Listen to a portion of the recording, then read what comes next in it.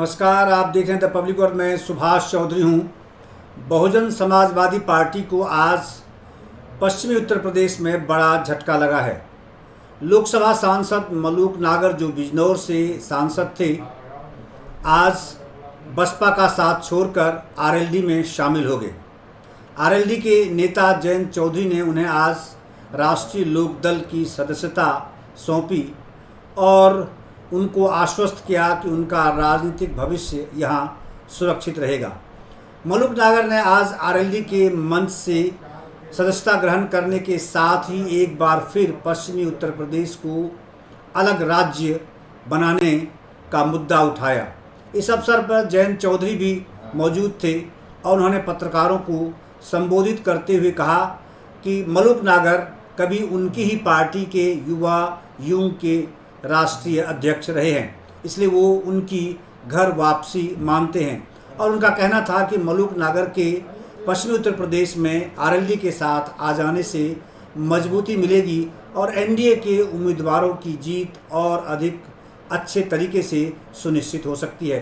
उन्होंने कहा कि अब वो उनके साथ पूरा चुनाव प्रचार में मौजूद रहेंगे और एनडीए के सभी प्रत्याशियों के लिए मजबूती से प्रचार में काम करेंगे। उनका कहना था कि उनके लिए आगे राजनीतिक भविष्य की दृष्टि से, क्योंकि यह परिवार पूरी तरह से राजनीति में हमेशा स्थापित रहा है, इनके ही परिवार से मंत्री, सांसद, विधायक, ब्लॉक प्रमुख और जिला में चेयरमैन भी रहे हैं। ऐसे में इनका राजनीतिक तौर पर आरएलडी के साथ आना बड़ा मजबूत माना जा रहा है और राजनीतिक दृष्टि से एक ये बड़ी घटना के तौर पर देखा जा रहा है। आइए आपको सुनवाता हूं जयंत चौधरी ने इस अवसर पर क्या कहा, पत्रकारों के सवालों पर उन्होंने क्या कुछ कहा और मलूक नागर ने भी किन शब्दों में आरएलडी में आने की व्याख्या की। जयंत चौधरी से पत्रकारों ने यह भी पूछा कि जिस प्रकार के विश्लेषण यूट्यूब पर या फिर पत्रकारों द्वारा किए जा रहे हैं कि जयंत चौधरी का एनडीए से मतभेद हो रहा है, इस पर उनका क्या कहना था, आइए आपको सुनवाता हूं। स्वागत है। आज त्योहारों के बीच सभी पत्रकार आए हैं। मैं धन्यवाद देता हूं, आभार व्यक्त करता हूं, मुबारकबाद देता हूं। ईद मुबारक।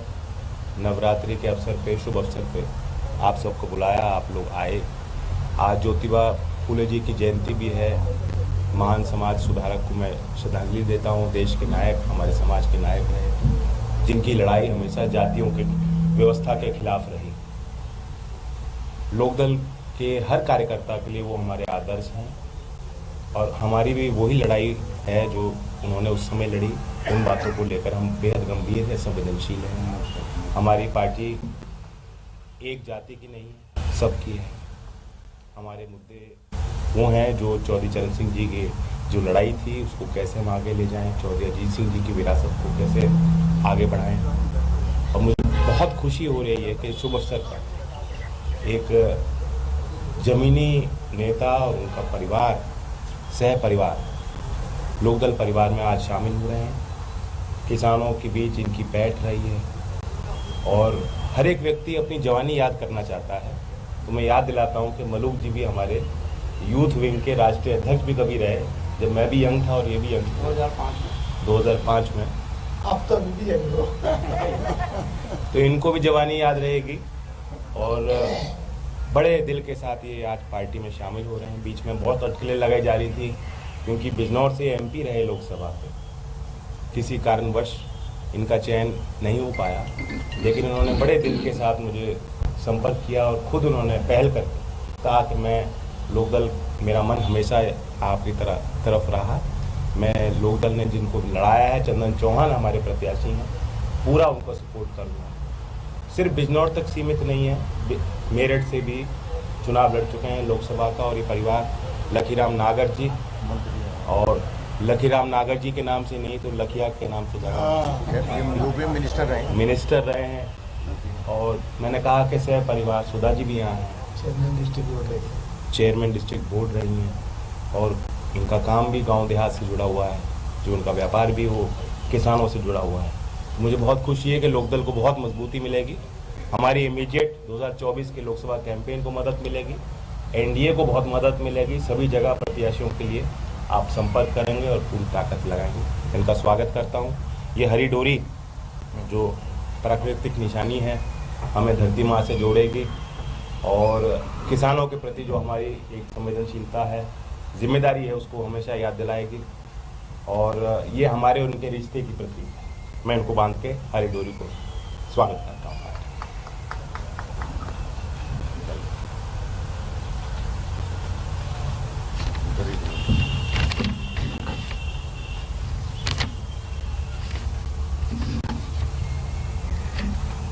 बांधो लक्ष्य जी, भाई क्रांति का प्रतीक है।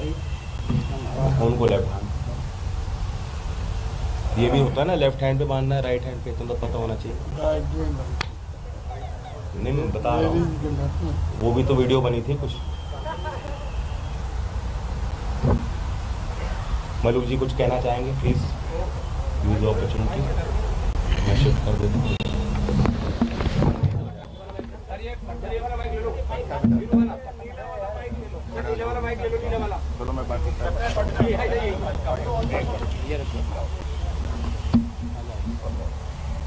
थोड़ा फ्रेम से पहले इनसे तो होगा, पहले महिलाओं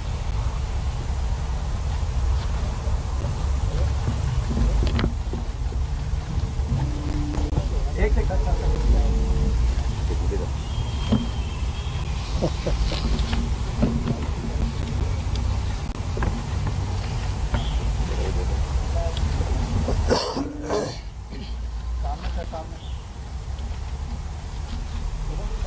थोड़ा मुस्कुराओ।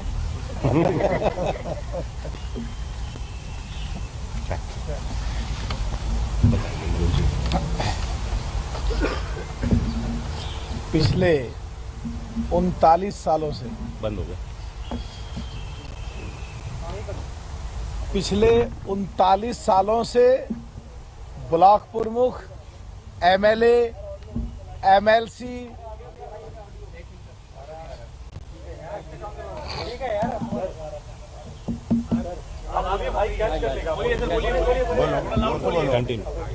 मेरी प्रार्थना ये है कि फिर मुझे ही बोलने दूंगा। पिछले 39 सालों से पश्चिमी उत्तर प्रदेश और पूरे देश में किसान समाज, पिछड़े समाज में हमारे घर में ब्लॉक प्रमुख, विधायक, MLA, MLC, chairman district board, Uttar Pradesh सरकार में मिनिस्टर और एमपी लगातार हम लोग रहते आए हैं। और मैं एमपी जब बना तो आरएलडी का बहुत बड़ा योगदान था, समाजवादी का भी योगदान था और बीएसपी तीनों मिलकर लड़ रहे थे। जब मैं एमपी बना, जयंत जी की बहुत महत्वपूर्ण भूमिका थी। जयंत जी ने मेरे लोकसभा के 5 विधानसभाओं में, अलग अलग विधानसभाओं में बड़ी बड़ी मीटिंग करी। यही कारण था कि पिछले 25 सालों से पश्चिम उत्तर प्रदेश में मेरे पूरे होर्डिंग पुते हुए पटे पड़े रहते थे और एमपी जीतने के बाद एक बार भी मेरा होर्डिंग किसी ने नहीं देखा, क्योंकि पार्टियां अलग हो गई थी और मलूक नागर 3 पार्टियों से एमपी बना हुआ था। आरएलडी का उस पर फोटो ना हो या जो दूसरी पार्टी से जीता उसका फोटो ना हो तो मेरे होर्डिंग नहीं लगे थे। चाहे संसद रही हो, चाहे देश के राष्ट्रीय नेशनल चैनल रहे हो, हमेशा मैंने जब भी जरूरत पड़ी कुमारी बहन मायावती जी के साथ जैन जी की तारीफ की और जब जब भी जरूरत पड़ी देश की संसद में खड़े होकर party, politics, MLA, MP, minister सबसे ऊपर उठ के देश के लिए क्या जरूरत थी, अगर देश के लिए सरकार ने अच्छा काम करा तो खुल के हमने तारीफ करी और अगर सरकार के काम में कहीं खामियां थी तो आराम से उन कमियों का उजागर करा। लड़े, जूझे, भिड़े, टकरे।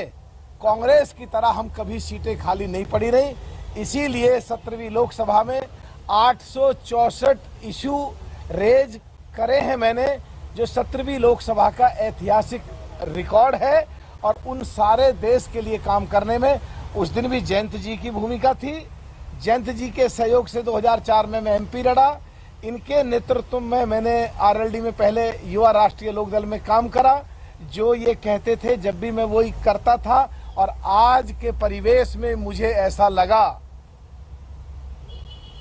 और खास करके बीएसपी के बारे में कुछ कहना चाहता हूं।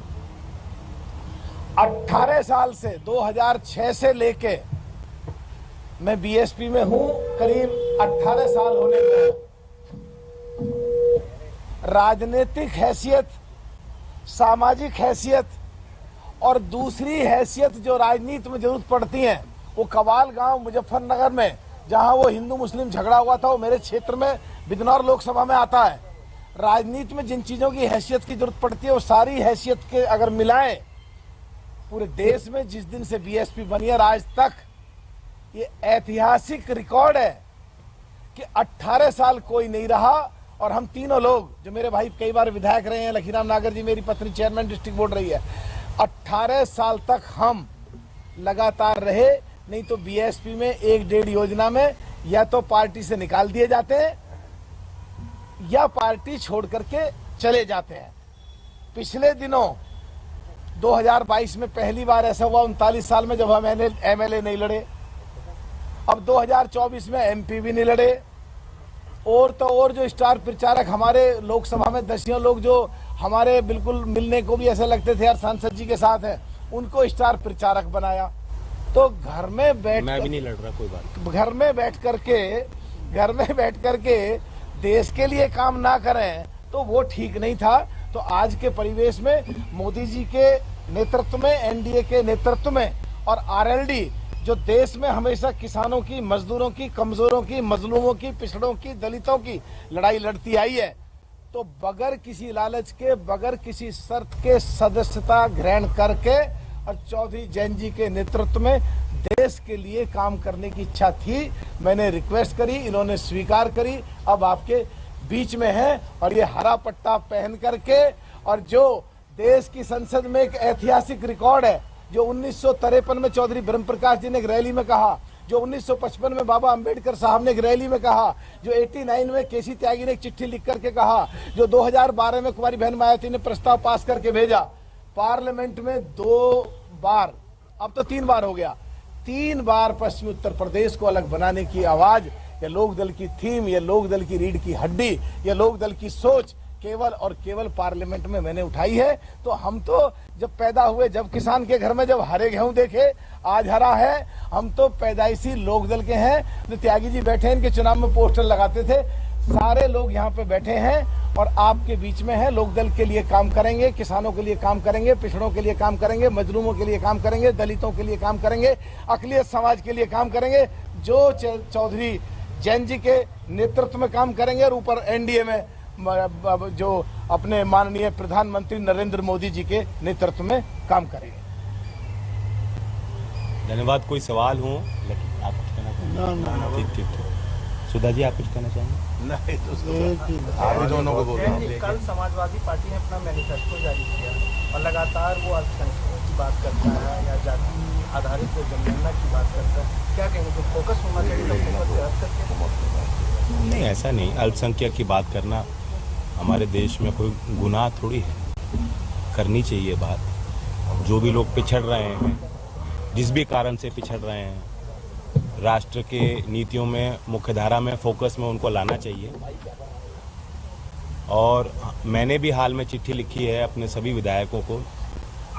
मैंने ये कहा है कि 51%, क्योंकि 35% पहले मैंने चिट्ठी लिखी थी कि अनुसूचित जात के जो गांव हैं, जो बस्तियां हैं, जो आबादियां हैं, वहां आप अपनी निधि को लगाएंगे। प्लस 16% मैंने और अब प्रस्तावित किया है। तो टोटल 51% जो रिसोर्सेज, एक विधायक के पास रिसोर्सेज जो उनके डायरेक्शन से लगाए जाते हैं, सीधा उनके सुझाव पे और उनके प्रस्ताव पे जो काम होते हैं, उनकी निधि से होते हैं। 51% वो अल्पसंख्यक के और अनुसूचित जात के लोगों के बीच वो अपनी निधि लगाएंगे। हमारी पहली पार्टी है जिसने अपने विधायकों को इस तरह से कहा है, और ये हमारी सोच को दिखाता है, दर्शाता है। समाजवादी जी के पार्टी के मैनिफेस्टो को मैंने अभी पूरी तरह से पढ़ा नहीं है, टू बी वेरी ऑनेस्ट। कल भी मैं मीटिंग्स में था, अभी मैं यहाँ से जाऊँगा डॉक्टर महेश शर्मा जी के क्षेत्र में भटौना गांव में मीटिंग है, उसके बाद हेमा मालिनी जी के लिए प्रचार करूंगा और दुनिया गोल है 2009 में वो मेरे लिए प्रचार करने आई थी और अब मैं उनके लिए प्रचार करने जा रहा हूँ। कॉन्स्टिट्यूंसी भी सेम है, मथुरा ही। मेरे दो सवाल हैं, एक मलूक साहब से खेल मलूक साहब, आपको लगता है कि घर वापसी में पहले तो सीनियर जैन जी से पूछो क्योंकि आज आपका दिन है जी। आपको लगता है घर वापसी में थोड़ी देर हो गई? बिजनौर से आप सांसद रहे हैं, बेहतर होता कुछ वक्त पहले आज तो शायद उम्मीदवार होते आरएलडी से। देखिए, मेरे लिए देश और देश के लोग और मौजूदा परिस्थितियों में किसान कैसे खुश रहे, देश कैसे खुशहाल रहे, ये मायने रखता है। लेट आना, जल्दी जाना, एमएलए बनना, एमपी बनना, मिनिस्टर बनना, वो ज़्यादा मायने बात रखती नहीं है। तो जब मैं आया हूँ बिल्कुल ठीक समय पे आया हूँ और अभी तो 2 दौर निकले हैं नॉमिनेशन के भी, तीसरा दौर बाकी, चौथा दौर बाकी, 5वां दौर बाकी, 6ठा दौर बाकी, 7वां दौर बाकी। पूरे देश में असली खेल कबड्डी तो अब शुरू होगी और किधर को पश्चिम उत्तर प्रदेश में सबसे पहले 10 सीटों पे 8 सीटों पे चुनाव हो रहा है। पश्चिम उत्तर प्रदेश जिधर को जाता है पूरा देश उधर को जाएगा। और पश्चिम उत्तर प्रदेश में जब मैं आरएलडी में भी नहीं था, जब मैं कहता था जैन जी जिसके साथ जाएंगे वोटे वो जीतता चला जाएगा, और अब वो समय आ गया कि इनके नेतृत्व में काम करेंगे। जैन जी, एक सवाल आपसे है सर, यूट्यूब के कुछ तथाकथित पत्रकार आपके और एनडीए के बीच में डिफरेंसेस की थोड़ी नए जन्म दे रहे हैं। पिछले दिनों में रैली भी, उसमें आपकी गैर हाजिरी को लेकर के ये सवाल उठने लगा कि अब आप दूर जा रहे हैं वापस एनडीए से, आप खेल करने वाले हैं। इसको लेकर के अगर आपको स्थिति साफ, देखिए वो उनका वो काम है। You have to understand the nature of social media. उनके जो फॉलोअर्स हैं, जो व्यूअरशिप जहाँ से उनको आती है, उसके लिए उनको कंटेंट बनाना है। They are content creators. मैं उनको सम्मान करता हूँ, वो अपना काम करें, मैं अपना काम कर रहा हूँ। आपको मालूम है असलियत क्या है? एक कहानी होती है ना कि भाई फादर और बेटा जो है घोड़ी की सवारी कौन करेगा, कौन साथ चलेगा, उसी पे दोष मिल जाता है। घोड़ी पे अगर बुजुर्ग बैठेंगे तो कहेंगे देखो बेटे को चला रहे हैं, और बेटा बैठेगा तो बात बनेगी। तो इसमें कोई राइट और रॉन्ग नहीं है, मुझे कोई दिक्कत नहीं है। क्षत्रिय समाज को लेकर जो प्रॉब्लम आ रही है में जिस तरीके से वो विरोध कर रहे हैं, क्या आपको लग रहा है कि इस बार वोटर में किसी तरीके का उस पर इम्पैक्ट होगा? ये पहला चुनाव नहीं है कि पंचायतें होती हैं, सामाजिक एक उबाल चुनाव के वक्त पे सामने आती हैं बातें। अंडर करेंट्स हमेशा चलते रहते हैं। मैं उम्मीद करता हूं, क्योंकि क्षत्रिय समाज हमेशा एक देश के साथ रहा है, राष्ट्रीयता की भावना उनके अंदर ओतप्रोत है। लोकदल के संबंध में भी मैं जानता हूं कि हमेशा उन्होंने साथ दिया। पिछली बार 3 लोकसभा हम लड़े थे गठबंधन में, उसमें से 1 लोकसभा हमने मथुरा से कुंवर नरेंद्र जी को लड़ाया था। वो क्षत्रिय समाज से ही आते हैं। तो भागीदारी की अगर बात करें, ऐसा नहीं है कि राजनीतिक भागीदारी नहीं दी जा रही, और ऐसा भी नहीं है कि मुख्य धारा में जो क्षत्रिय समाज है उनके अंदर कोई बहुत ज़्यादा नाराज़गी है। कुछ नेताओं की अपनी बात हो सकती है, और आखिरकार जब वोट का समय आएगा तो वो देश में जो करंट चल रहा है, जो माहौल है, जिस तरह से एक सरकार के पक्ष में लोगों की जनभावनाएं दिख रही हैं, वो उसके साथ है। मलूक जी, जो बिजनौर से बीएसपी कैंडिडेट है उसमें क्रिमिनल रिकॉर्ड है, घोटाले में भी वो संलिप्त थे। जब ये कैंडिडेट अनाउंस हो रहा था कि आपकी पार्टी की तरफ से मतलब वहाँ पे कितना असर पड़ेगा बिजनौर में उनकी क्रिमिनल रिकॉर्ड का? कि मैं तो ये कहूँगा, जो अभी हमारे साथी ने यूट्यूब की बात करी थी, यूट्यूबर की, वो कांग्रेस महारत हासिल है अफवाह फैलाने में। तो कुछ लोग छोड़े हुए हैं जिनका काम ही ये है, उसको मेरे हिसाब से इग्नोर करना चाहिए। जहाँ तक आप बात कह रहे हैं, अगर किसी ने कानून तोड़ा है, चाहे वो किसी भी पार्टी का है, तो देश का कानून काम करेगा और कानून से बच के कोई जा नहीं सकता। और कानून एमएलए के लिए भी, एमपी के लिए भी और मिनिस्टर के लिए भी, सब के लिए काम करता है, और वो सब कानून से बच नहीं सकते। कानून के लपेटे में हर कोई आएगा ही आएगा अगर कानून तोड़ेगा, कोई भी हो जाए। Yes please. ठीक है, थैंक यू, थैंक्स टू